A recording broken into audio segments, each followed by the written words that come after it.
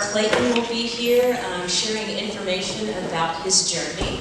And before Mark comes to the stage, I actually am going to introduce Dr. Marcellus Perkins, and he's going to tell us a little bit about Create, and then I'll tell you a little bit about the Innovation Network as well.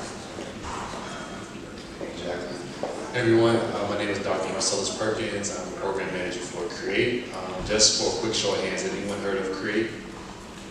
Okay, all right, got some hands, nice. So for those that don't know, Create is a program where we are nurturing student entrepreneurs. But not just student entrepreneurs, anyone for all that has any aspirations of being an entrepreneur. If you have a dream, you have an idea, our program will take you from ideation, creation to execution. And so if anyone is interested in an idea, interested in a Create program, please see me afterwards. We'll get you connected to some of our resources and make sure you're in the loop with all things Create, and so that you are able to compete and make sure that your idea can receive some seed money, potentially at the end of the academic year. So thank you so much for attending today. We hope you have a great event here with LIVV Audio. Jacqueline? Thank you, Marcellus. Hey, to tell you a little bit about the Innovation Network. So the Innovation Network is a brand new initiative here at TCU. And through the Innovation Network, we are offering different programs, different workshops. Also, we'll have master classes. And so it gives you an opportunity to maybe engage with something that is different than what you are doing every day within your college or within your major. Okay, and so in addition to those workshops and master classes that we are doing things that are called Innovation Weeks. And so that is actually why we have Mark Clayton here with us, because his LIVV Audio headphones, they are the first group that we had come in for our Innovation Week. And so if you have not interacted with his headphones yet, make sure that you do not miss out on that experience and that you get a chance to go through there today before you leave. Okay, and so when we talk about our Innovation Week, something else that we are doing, we have some amazing programming that we will do with K-12 engagement and so many other things. And so as you want to learn more about the Innovation Network, you can go to our Instagram at TCU Innovates. We also have a LinkedIn. And you can go to the What to Do at TCU. We're on the TCU calendar. And so anywhere that you usually get information about programming is where you can go to find out about the Innovation Network. And so without further ado, we are going to bring Mark and Jay to the stage.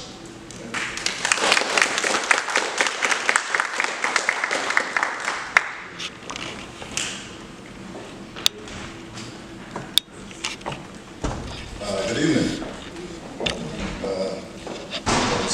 Thanks for having us, Jacqueline. Hospitality, the support, helping put the room together was great. Appreciate it. But man, it's a pleasure to be before you guys today. It's been a hell of a journey. I am Mark Clayton. I was born in Oklahoma City. I grew up in Arlington, Texas. Played high school at Sam Houston in Arlington. My quarterback in high school, Brandon Hassel, actually went here on the scholarship, and I went north to Oklahoma University. And there I was fortunate to be a part of a great team and have a lot of success on the football field. I ended up being a first-round draft pick to the Baltimore Ravens in 2005. Played there for 5 years, and then played with the St. Louis Rams for 2 years, and then was thrust into retirement. So headphones, it's like random. Why create headphones? Where did that come from? In 2008, there was a company that I'm sure everybody knows about, Beats. They hit the market, and essentially what happened was all the athletes got headphones in their locker. I wore them like everybody else, and that was in the beginning when people started wearing them on the field to do their pregame warm-ups. A few times in my pregame warm-up, those headphones flew off, like running routes. And 2010, I got traded to the Rams. And in St. Louis, I had a ruptured patellar tendon, which sucked. The rehab for that was like a year. It took about a year to get back to okay. And I wasn't even okay. I played a couple years in the season that I returned, and then on a punt return, felt it shaking. Fair caught the ball, gave it to the ref, went to the sideline, and told him to put a kid named Daniel Mado in the game because I couldn't go no more. And so in that rehab process, of course I wear headphones. Music was a big part of the progress, a big part of the energy, a big part of getting me through it. And at that time, we did a lot of rehab in the swimming pool because I couldn't put a lot of weight on my knees. And in the pool, running, my headphones, again, would start sliding. And so I thought, man, why isn't there like an over-ear headphone that was a little more secure than this one? So I could do these pool workouts, so I could train, so I could do whatever I wanted when I was an athlete. Giving me the ability to just focus on what I'm doing. So I actually went to Oklahoma to be an architecture engineer. I have a little bit of a sketching skill, enough so to concept something that I thought would be different. So I concepted a headband that I thought was different. My headphones flew forward mostly. So I thought, hey, if I design this headband vertical, like other headbands go, and then if I set it back a little bit, maybe that would do the trick. The combination of sitting it back in this little parietal area just behind the crown of the head and a little bit of tension, I felt like would create a secure headphone that would allow me to do the thing that I was trying to do. And so that sketch that I made in the living room in 2012, it's been a long time, 2012, through relationships, I made it to an industrial designer, Del Lott. Both of our names are on the patent today. And in his garage in Nashville, Tennessee, we went through crafting what was the first prototype of LIVV. And so we made essentially the first over-ear headphone that was meant to stay put no matter what you did. And the first model certainly did it. Like, you could literally do flips across this hall and the headphone wouldn't move. I still have the first one over there. The headphone wouldn't move. The look of it, it was unique, and what I would say is industrial. And so as we started to get this headphone done and developed, I wanted to get other people's feedback. And so in getting other people's feedback, what the women would say was, it doesn't really look that good on me.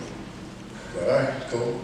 The guys, or a few people would be like, man, this is great. Like, I can work out, I can do that, I can move around, I can jump, I can flip, whatever. But I can't wear it for more than like an hour. Like, it kills my ears. Okay, cool. Feedback taken. And that led to what you see today. So LIVV, the second version, is the culmination of a headphone that was created to stay in place, in which I did have free run, like parkour guys wore their first headphone and absolutely love it.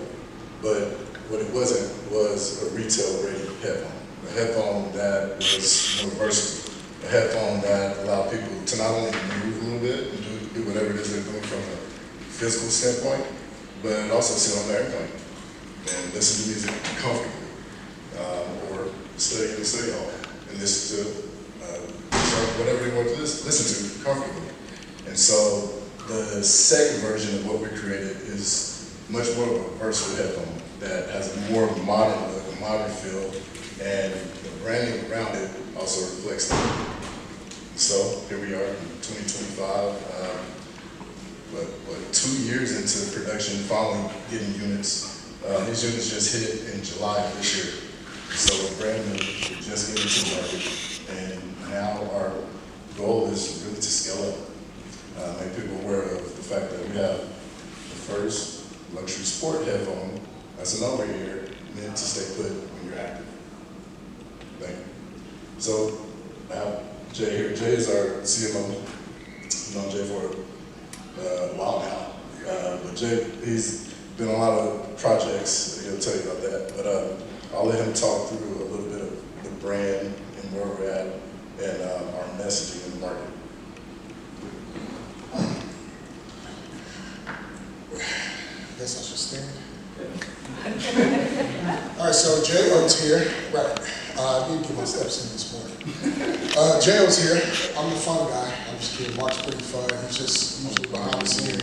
Yeah, he's an engineer by heart. You know, the cool thing about Mark's, I guess, past and history is that, you know, being in the NFL was just his vehicle. It's really cool. A lot of times, what we don't realize as creators and innovators is that you start somewhere in a 9 to 5 or things that can make you money, but a lot of times people don't realize that a lot of times those are just vehicles to get you where you're going. And so while he was an architect, engineer, NFL just kind of propelled him to where we are today. So enough about Mark. My name is Jay Oates. I am the CMO of LIVV Audio. I got some cool stuff about me since you probably take the cake. They're like, yeah, we don't want to hear from him.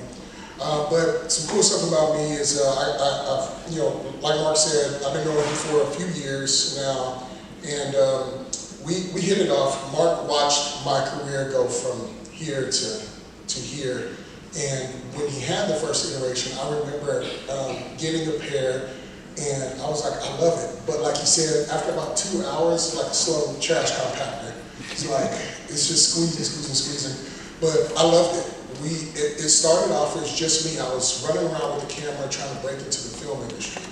And fast forward, I did break in. And I did that by just really studying markets, figuring out what different markets needed, and then trying to be ahead of the game when it came to visuals.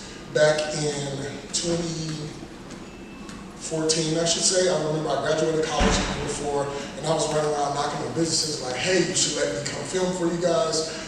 Visuals are going to be the future, and nobody believed me. Here we are, fast forward, everybody believes me, or at least they say I didn't say that. But anyway, I ended up, fortunately, I ended up producing for little bitty companies like Fabletics, Frito-Lay, Subway, just the little small ones, right? But I ended up producing, and myself, our paths were kind of just doing like a veer. And we hit this edge point where we met up and said, hey, Mark's like, I got the next iteration of the headphone. Like, you're not going to believe what I've been doing for the last year or so. He's being modest. He spent 1 full year on like a fast track run to get it to the iteration that it is today. And so kudos to you, Mark. I don't know if I ever told you that, but it was very impressive. I'm sure that some of our investors would say the same. It was very impressive the way that he did that. But where I enter stages, of course, Mark was able to watch me kind of develop in my career, and as I was able to help these other brands do the things that they are doing at a high level, I was able to come in at an inflection point and say, hey, this is what we should be doing, and brought us to the stage of where we are now. One of the great things that I love to say about our headphones is that we are the Lamborghini of headphone, if you ask me. Our headphones do a lot, do what most headphones on the market do and more. So I'll leave you with this. If you want to go fast, buy LIVV.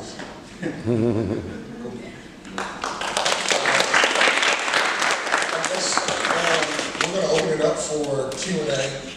If you want to know anything from headphones to even how we market, I'm going to tell you just a little bit about how we do our marketing plan, what we're rolling out as far as how we're working on partnerships and things of that nature. So.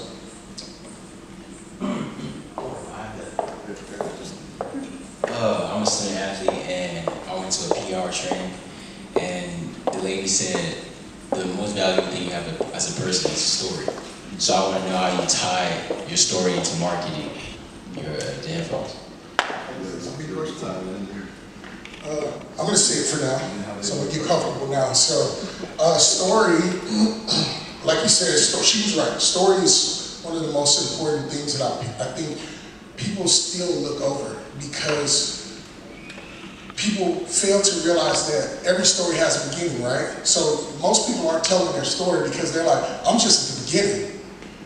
When that's so far from the truth, where it's like everybody has different stages. I was just talking to someone in that room over there, telling them, I'm not sure how old you are, but I'm probably about to date myself. But there's this old movie called Catch Me If You Can with Leonardo DiCaprio, and he depicts, some people shaking their heads, thank you for not making me feel too old.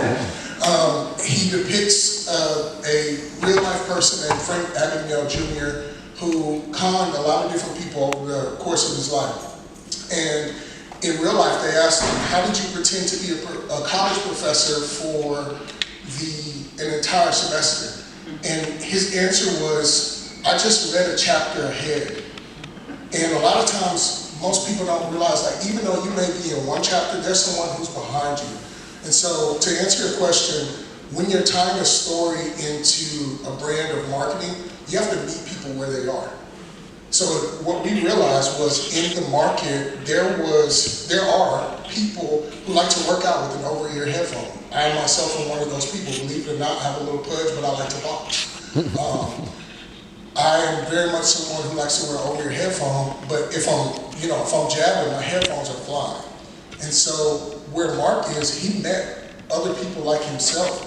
He used his own story to mirror people who were having the same problem in a market that didn't know it needed a headphone like ours. So I guess to answer your question, story doesn't matter where your story is, how you use it is meeting people where they are to offer them, your product.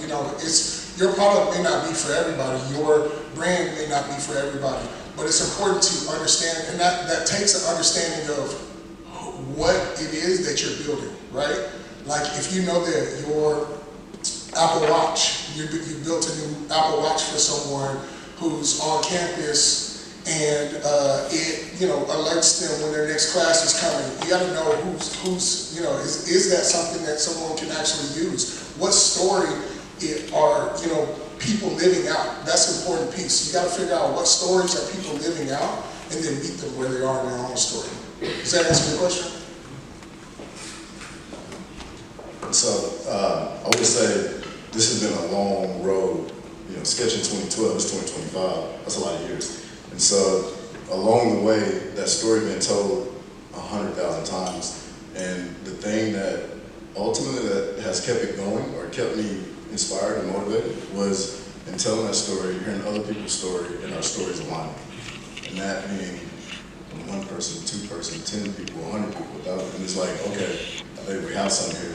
And in that space, it's like, all right, how do we best serve people who have the same story or have the same issue? And so that's what we are with.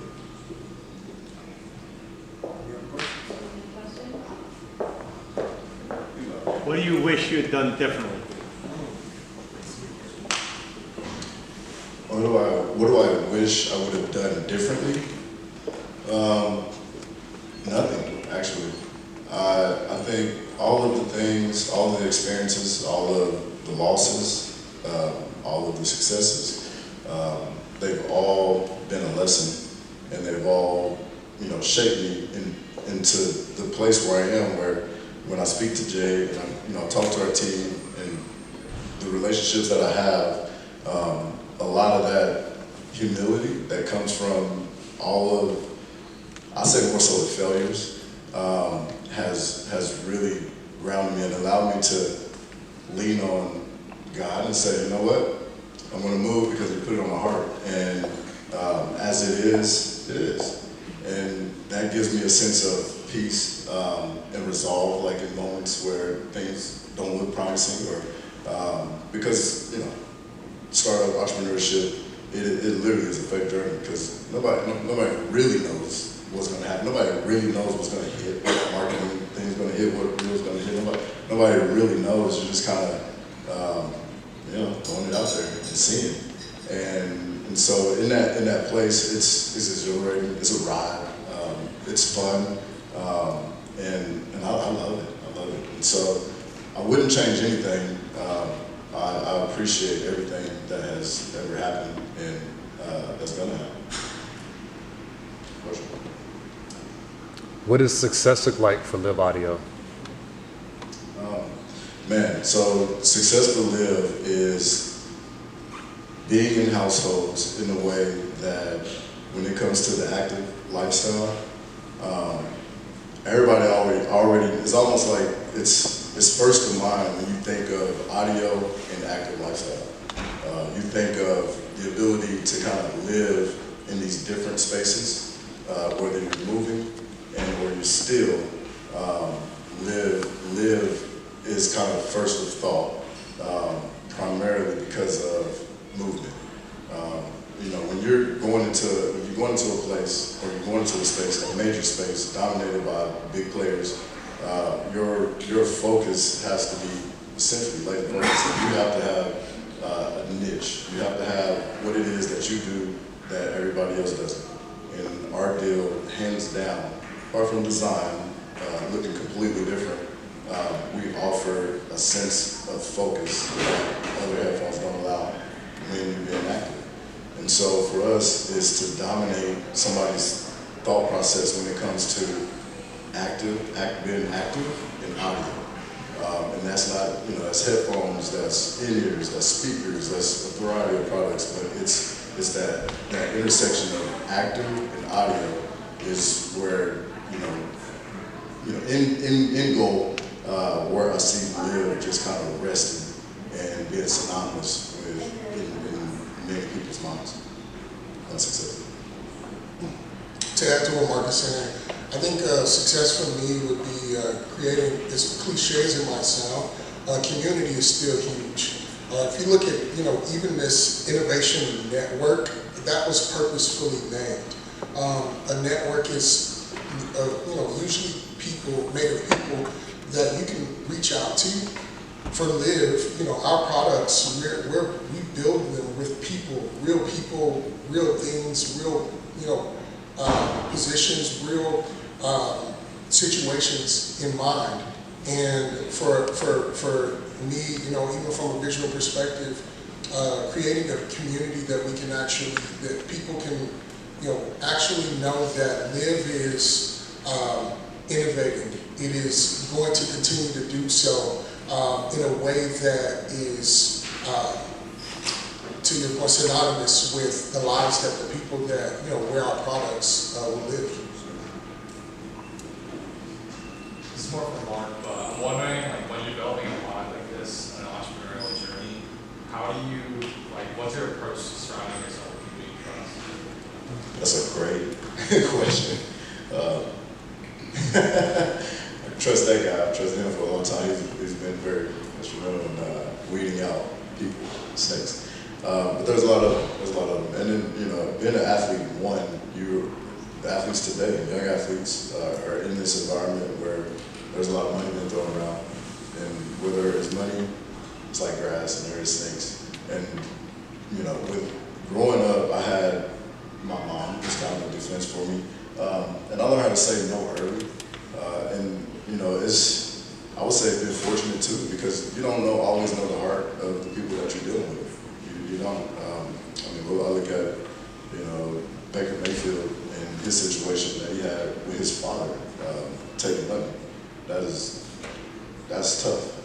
There's no way in his mind that he would think from the given draft that there'd be a day in the future where he'd have to address his dad for stealing. Nobody would think that. But ultimately, it's time. Like I said, I've known Jay for a while, and Darnell's another partner in the company. It's time. You see people in different seasons of life, and that kind of informs their character. You see how they are when they have loss. You see how they are when they're rejected. You see how they are when they win, when they're successful. Those circumstances in life expose character. So there's nothing that can replace time spent with somebody. And when you're going into it, you could almost, which that's what operating agreements are for. And then you want, somewhat of a reference, which those may or may not be great, but if you want to do as much as you can to learn the character of that person, go have dinner with them, go eat lunch with them, go have a beer with them, do all this stuff to kind of find out who they are before you hop in bed with them, so to speak. But yeah, ultimately, long term, you don't really know.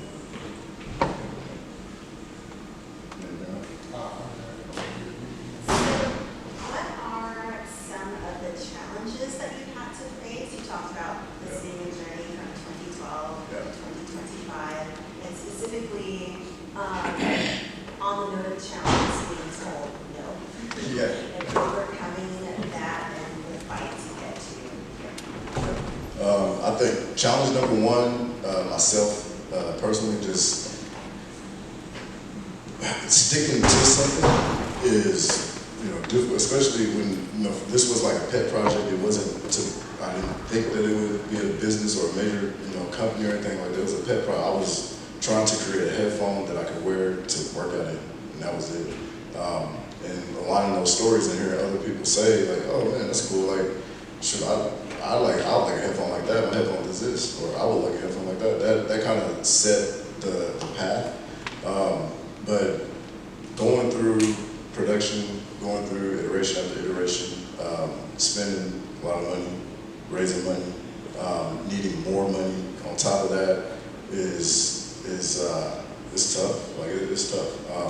And this is a high barrier of entry space. Consumer electronics. You're not going to be able to spend $10,000 to get product and then go spend whatever on marketing to sell the product. No, you're easily in hundreds of thousands of dollars just to create one product, just to get your foot in the door before you even spend the marketing dollars, which it's a lot. Like it's a lot, and it can be overwhelming at times. But again, having community people around you, and then just those stories that you continue to hear is, in my mind, I'm going to be able to serve somebody who would like a headphone that's an over-ear headphone that they can work at. So it's, seeing myself as a person who's creating something that is almost a service, has helped encourage, like keep me going. And then the other piece to your question, hearing no, that's easy. I don't know. As an athlete, you deal with that on a regular basis. Growing up, people telling you what you can't do. You ain't gonna do this. You ain't gonna do that. Away games, those are awesome. I actually love that. When people talk shit, like this gives me energy. And so those are like, I'm okay with those. Those are cool. Those let me know. Okay, move on to the next one. Just keep going, and I'm one more no closer to yes. And that's what has happened. To add to that, and I'll get your question in a second. But I think to add to that, it's important to understand that if you're building something, know that you're built for a lot already within yourself. Mark and I just had a good talk about this maybe a couple of days ago. I think a lot of people look far and wide. I had an old boss in my 9 to 5 years ago when I first got out of college. He was like, Jay, I feel like you're busy doing a lot of things. He said, I feel like you're 6 feet wide and 2 feet deep. I need you 6 feet deep and 2 inches wide. And so the importance of that story stuck with me because I understood the importance of when you utilize what you have, you'll realize that a lot of the problems that you have are just little stumps. Like maybe you stop your toe on it, but you're like, oh, I'm just gonna pick the Lego up and I'm gonna solve the problem. And so it's important to realize that no matter what it is that you're doing, if you're pushing against something, it's gonna push back. It's important to understand that you have everything that you need. You just may have to be a little bit more creative when it comes to solving the problem. As you said, your product comes at the intersection of 2 very important industries in our culture, sports and music. I mean, unless you listen to audiobooks and podcasts when you work out, but I doubt it. So, can you speak a little bit about, whether from an athletic point of view or a marketing point of view, can you talk about the importance of music in the culture of sports? Yeah, I mean, just personally, as an athlete, different. It just takes you to another place. Everybody has music that whether it takes you back or it takes you away from where you're at, or it takes you to another level.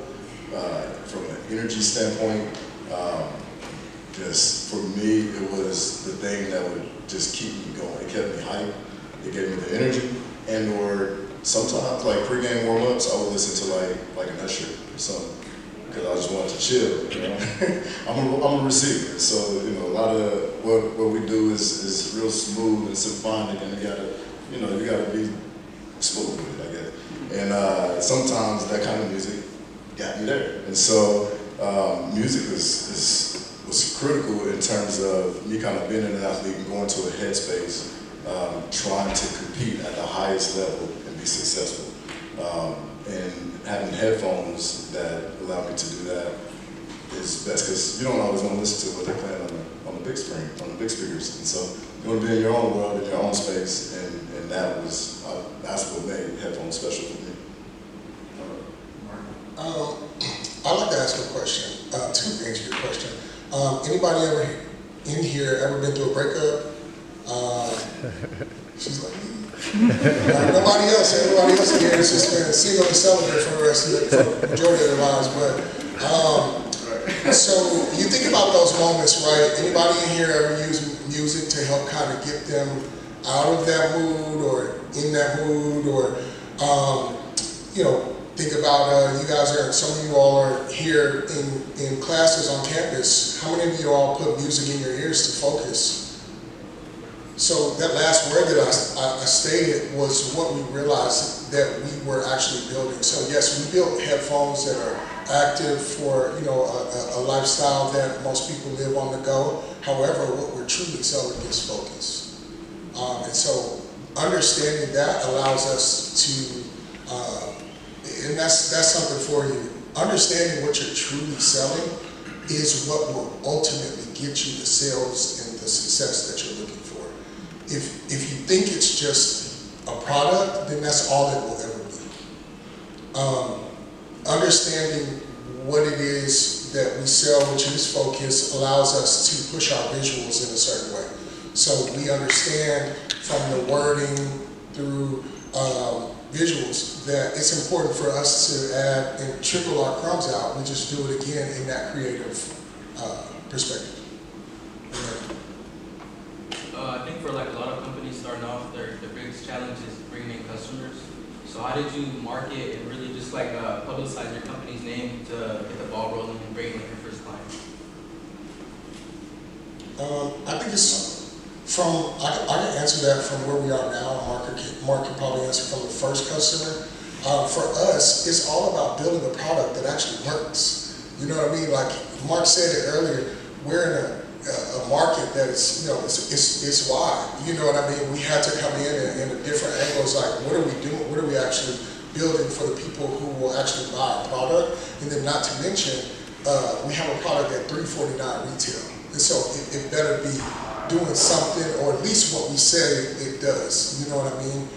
In some manner. Now, granted, what Mark did is very magical in the sense of entrepreneurship. He created an MVP. Was a minimal viable product is what he did with the first. He wanted to prove that his theory worked, and ultimately that's what he did with the first iteration. And so sometimes that's all it is. You just need to prove the theory, prove that the theory of what you believe in actually works. And from there, once you get one person outside of yourself to say, this works, or I like this, you got your first customer. That's good. So I had to work through being an athlete and having a lot of people just like me. So they would get the headphone and say, oh, that's cool, and not be honest. So that's been a huge transition. And then, hearing some of the honesty has helped a lot, but getting customers in the door primarily from the start was because, hey, it's Mark Clayton's headphone and people will listen. Or give it a shot just because it's Mark Clayton's headphone.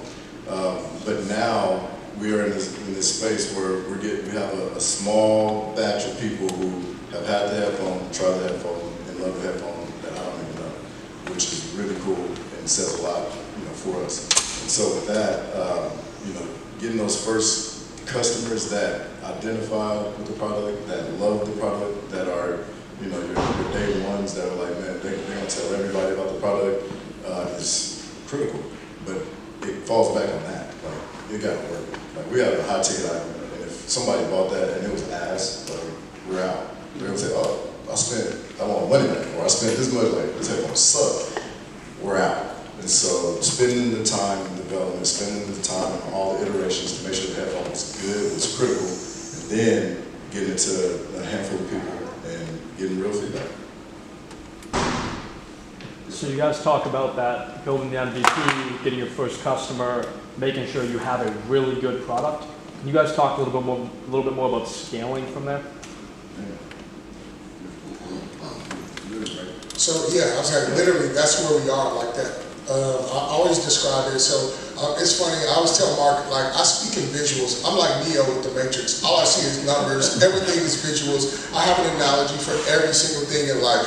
My wife hates it sometimes, but she loves me nonetheless. But for that reason, to answer your question, we're at that turnkey moment. You think about like when you put a key in the door, you know, you're like, okay, cool. It slides in and out, you know, any key, but does it actually unlock the door? Like, can it actually scale?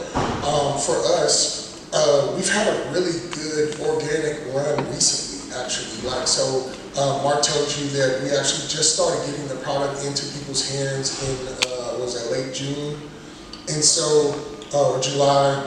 And that has become its own fire. We have one thing that we did really well. It's kind of like we just hyped it up in a way that like we're like, how do we show people what's coming? Like we can't get the product in, you know, too many hands right now. How do we get people to be like, I want to try this? Like, what is it? And so that brand messaging was so important for us.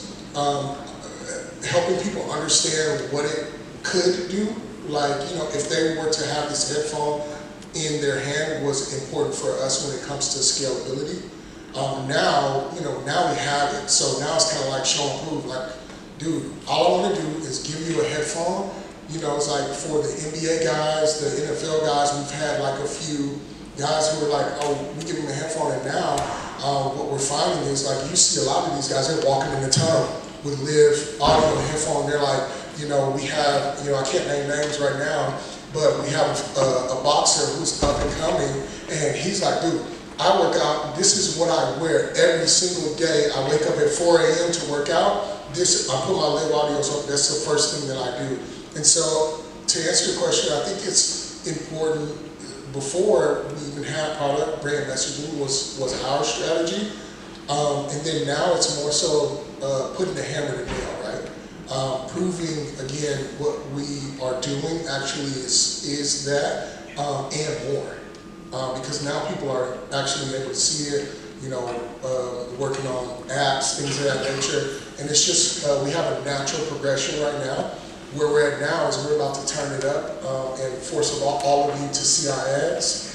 And that would be really cool to see here in the near future as we crank that up. Football season is here. We understand the climate of, you know, that being, of course, that we do have an active sports luxury headphone. And so it's just a very natural progression. And then, of course, outside of the natural or the organic progression, we are doing things like running ads, you know, really pinpointing our audience down to like who is our audience, you know what I mean? What are they drinking for, you know, breakfast? You know, what are they, you know, eating? What are they, yeah, what clothes are they wearing? What, you know, what campuses do they attend and things of that nature, really pinpointing that stuff down. And then we have, you know, a great marketing team who helps run those ads and gets it, you know, gets the product directly into their faces. So. You mentioned partnerships. I'm just curious if you could expand more on that. So our partnerships primarily are relationships that essentially existed. And we've been fortunate to have live in a premium space and not have to spend or have the budget that everybody else has. And so those relationships have been critical for us as a small fish in a huge pond. And they're going to show up huge here in the next couple of months.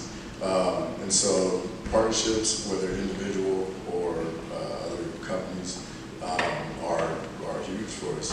Right now, we're in the works of talking to get to pretty big fish in the pond. That would be good for us.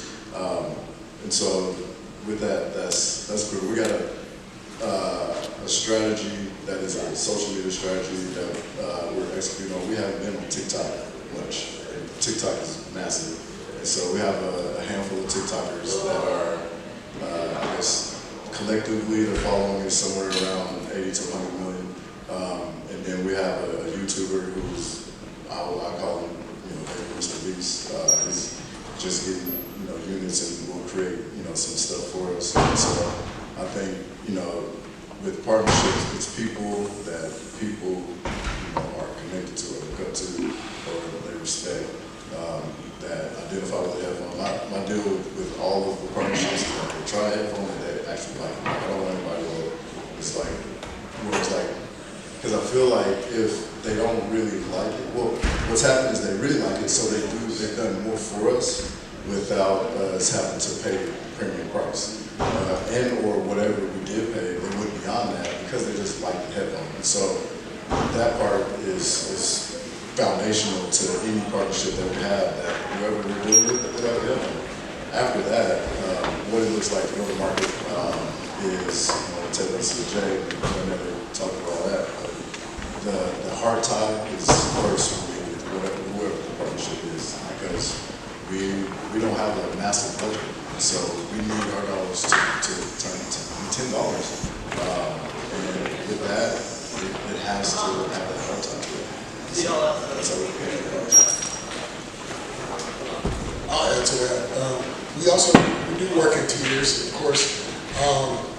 Let's just be honest. If it don't make sense, I'm not doing it. You know what I mean? Like, let's just be honest. Like, you waste your time trying to partner with any and everybody when, that's the game that Beats played, right? But we're not Beats games. And so it is, it's chess. It's chess for us, but, where it's calculated, but we do take risks. You cannot get to the points of success, even that Mark has gotten us to, without taking risks. And so we do take the risk, but we try to fail fast. I think that's the thing that people don't realize, especially when it comes to marketing. If you can, try to save those dollars, Now, it has to make sense in the sense of how long you let it go before that key turns, right? There's that analogy again, before that you're able to actually open up the door.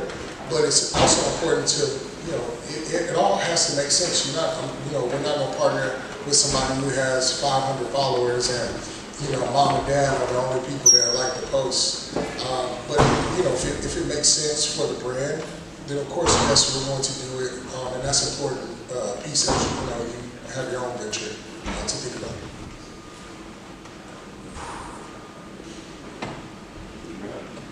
I got more of a technical issue. So when it comes to making music, you always want to try, you want to see what the music sounds like on the car, on your headphones, and out the phone. So with your headphones, are your headphones crafted to handle treble, bass, and I swear I think my headphones hate me because I get excessive volume all the time when I play music. So are your headphones also crafted to make sure that they don't get blown out? Oh, absolutely. Yeah, I was going to say, so one of the, I guess I do have some cool stuff about me. So before I actually got into film, I actually used to be a songwriter in the music industry. I used to write for an old group named Pretty Ricky. I don't know if y'all know who that is. But so, yeah, I used to write music, and music was actually my first love.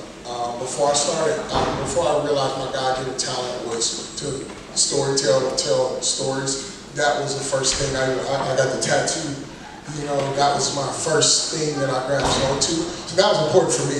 Like when I got with Mark was like, look, this new iteration, we've tested that next. I won't name the name, but it's one of the top 3 headphones. Actually, it was the #1 headphone at the time that was tested. And our headphone is right there, like right there. And so it is important for us, especially when it comes to our app, being able to mess with that, right? Because some people want more treble than they want bass, or they want more bass. Depending on what type of music you're making, that's an important piece. And so that is definitely, we can't make a headphone without, making sure that is something that we pay attention to. because there are people, we understand, we're actually working with some producers, some top producers in the industry who have actually tried our headphone and love it. So it's definitely something that we pay attention to.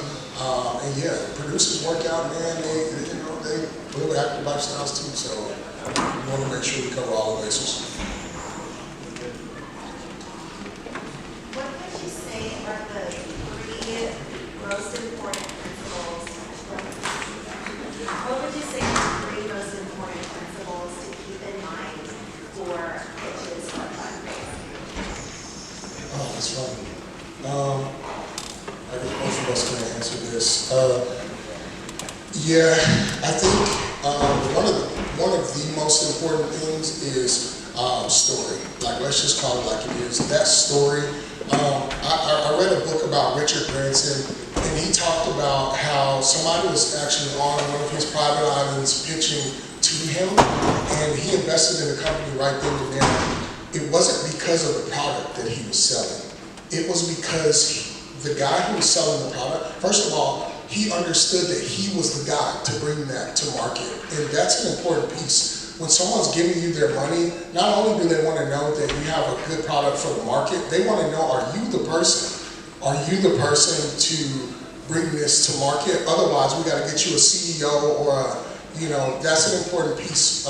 Understanding how your story fits into what it is that you're building. Or if it's not your story, understanding that, hey, this is what my mom went through, so I built this because there are other people like that. And then people will understand that, okay, this actually connects to something.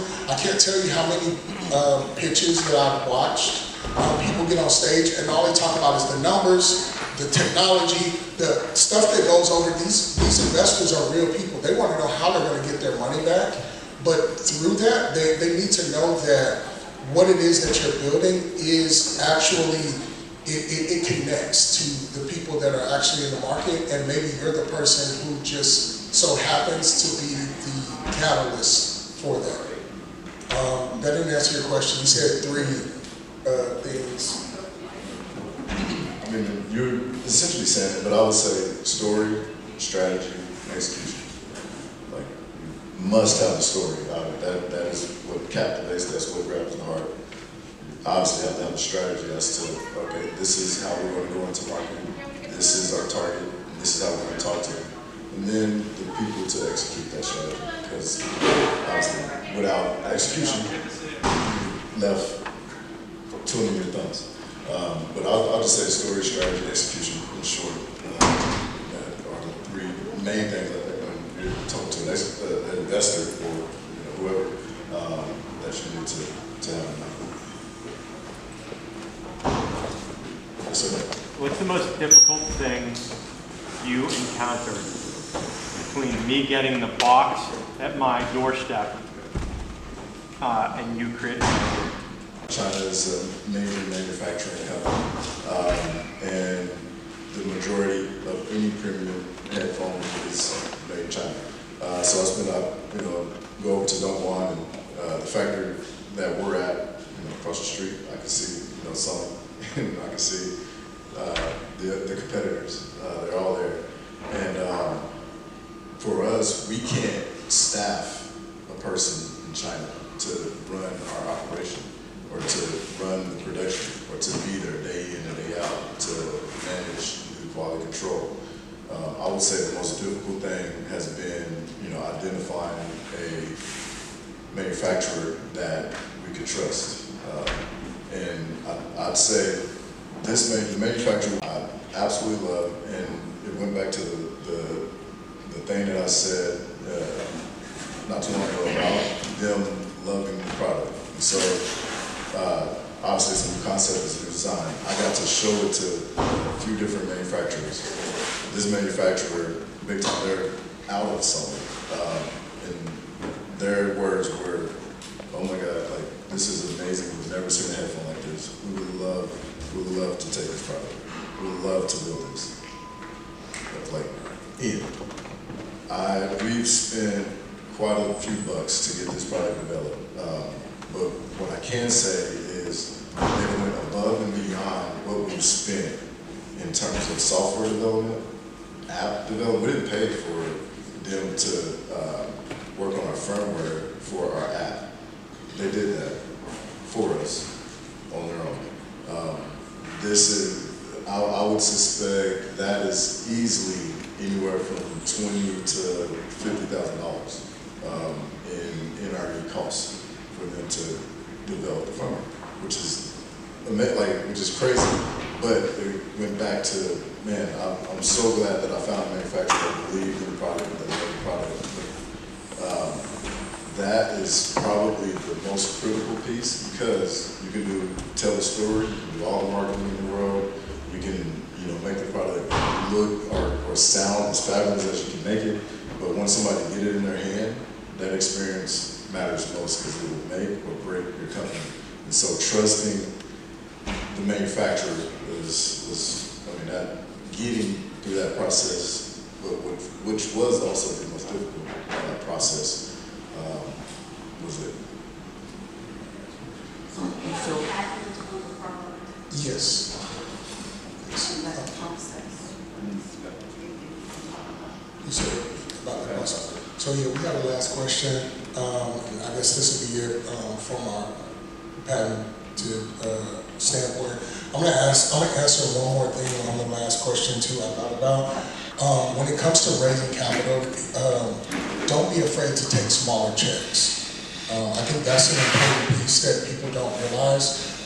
Everyone's looking for that $100,000 first, seed round, $500,000, and it just doesn't operate like that. There are so many people out here raising capital. Don't be afraid to take Aunt Sally's $5,000 check. You know what I mean? Don't be afraid. Now, that doesn't mean that every single Christmas, birthday, holiday becomes a board meeting. That's not what I'm saying. What I am saying is that don't be afraid to do that. Like, that is one thing that I picked up in rooms. I've had the pleasure of hearing people say, okay, someone gave me $10,000 and that, skyrocketed me to the $100 million that you see today. Give me that again on patents. So patents, yeah. Yes, we have patents. Patents are critical. I learned about them. I didn't know nothing about them leaving the NFL. All I knew was running routes and score a touchdown. But my partner, Dell, introduced me to what it was to get a patent. While we're in the garage, we're 3D printing all these models to test them, and we got one that worked, and he was like, all right, we need to file a patent. And I'm like, all right, cool, let's do it. I had no idea what he was talking about. So in 2015, we filed the first patent on the headband. We filed an industrial and a design patent that spoke to the fact that that design allowed the headphone to fit securely. It was granted in 2017, and our patent portfolio is growing.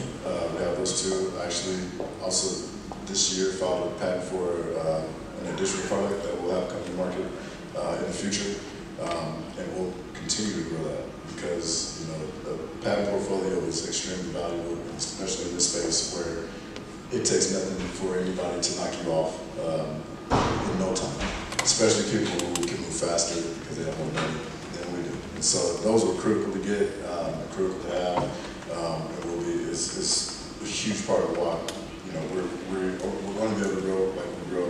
And then we have a part of our investor group that are patent defense attorneys, which has been awesome. They saw that, they saw the product, they saw the patents that existed, and then saw that if need be, they could offer their services also as an investor. But that was cool for them to see the value in what we created, and then be an investor with us. But it ain't cheap. All right, thank you.